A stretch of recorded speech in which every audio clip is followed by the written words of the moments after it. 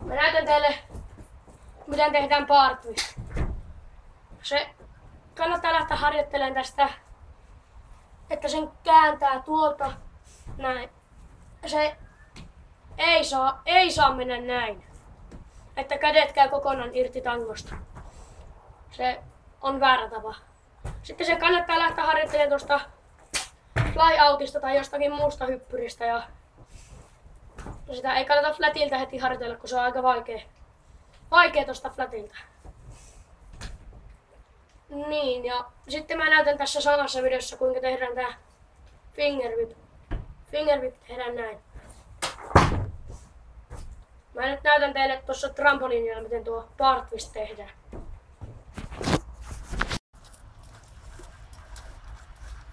Mä nyt näytän tuolla trampoliinilla, miten se bar twist tehdään.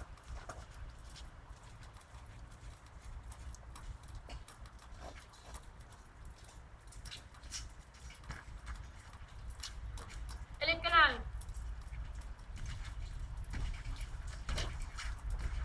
No ja sitten mä nyt näytän, miten se finger whip tehdään. Mä äkkiä tässä näytän sen.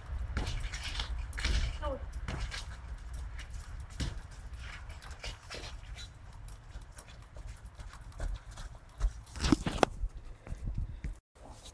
Ja nyt mä näytän teille sen bar twist tutoriaali.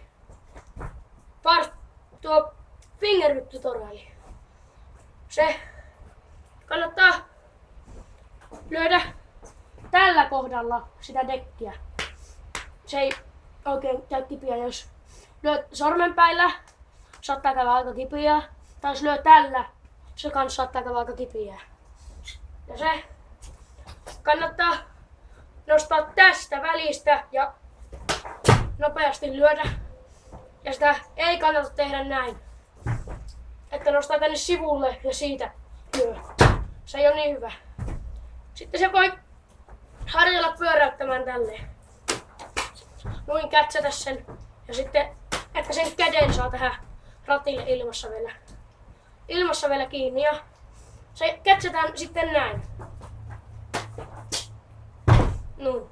Se voi harjoitella siitä lätillä näin.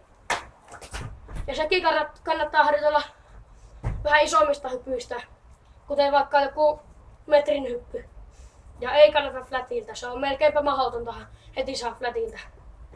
Mä nyt näytän teille tuolla trampalla, miten se finger whip tehdään kunnolla.